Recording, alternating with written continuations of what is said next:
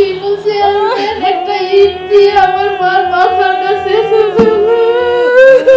কুমিল্লার মুরাদনগরের ৩ খুনের ঘটনায় নতুন মোড়। পরিবারের অভিযোগ, পাল্টা বক্তব্য আর রাজনৈতিক ছায়ার রহস্যজাল ঘিরে দেশজুড়ে তোলপাড়। এই হত্যাকাণ্ডে শুরু থেকে মদত দিয়ে যাচ্ছে বর্তমান অন্তর্বর্তীকালীন সরকারের প্রভাবশালী উপদেষ্টা আসিফ মাহমুদের বাবা বিল্লাল মাস্টার।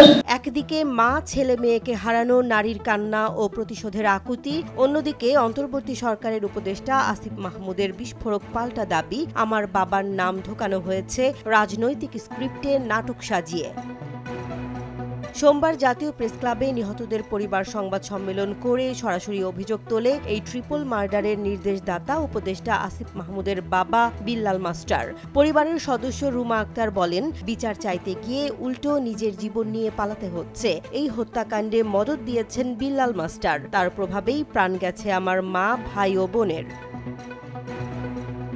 তিনি আরও দাবি করেন, পারিবারিক নির্মাণ কাজে চাঁদা না দেয়ায় দীর্ঘদিন ধরে চলছিল হুমকি ধামকি। অবশেষে ২ জুলাই রাতে শিমুল চেয়ারম্যান ও তার দোসররা মিলে নৃশংস পরিকল্পনা করে পুরো পরিবারকে নিশ্চিহ্ন করে দেওয়ার সিদ্ধান্ত নেয়।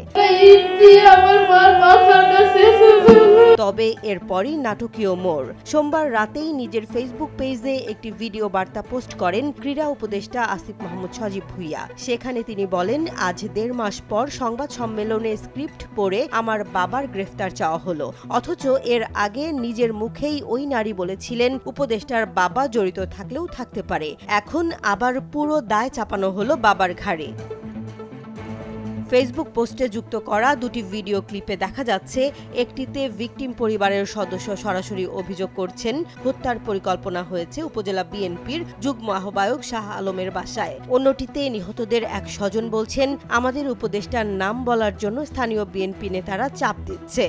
কিছু নেতাকর্মীরা আছে, তারাও বলছে যে উপদেষ্টার বাবা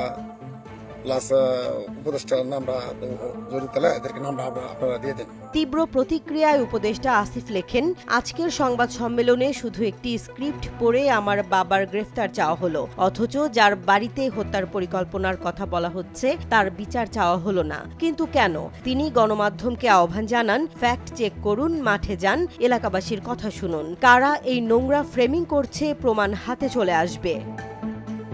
এদিকে সংবাদ সম্মেলনে আরও বিস্ফোরক তথ্য দেন রুমা আক্তার। তিনি বলেন, ঘটনার পরে স্থানীয় প্রভাবশালী চক্র হত্যাকারীদের আশ্রয় দিয়েছে, মামলা না নিতে পুলিশকে চাপ দিয়েছে, এমনকি গণমাধ্যমে কিছু না বলতে ভয় ভীতি দেখানো হচ্ছে। তিনি সতর্ক করে বলেন, আমাদের পরিবারের কেউ যদি উপদেষ্টার পক্ষে কথা বলে জানবেন চাপে পড়ে বলেছে। উপদেষ্টা নাকি ওদেরকে বাঁচাচ্ছে, উপদেষ্টা নাকি ওদেরকে উপদেষ্টার আন্ডারে নাকি নিরাপত্তায় নাকি ওরা আছে।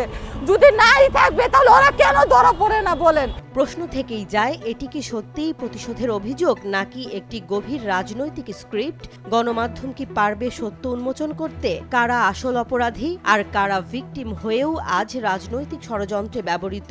এই প্রশ্নের উত্তর এখন সময়ের দাবি।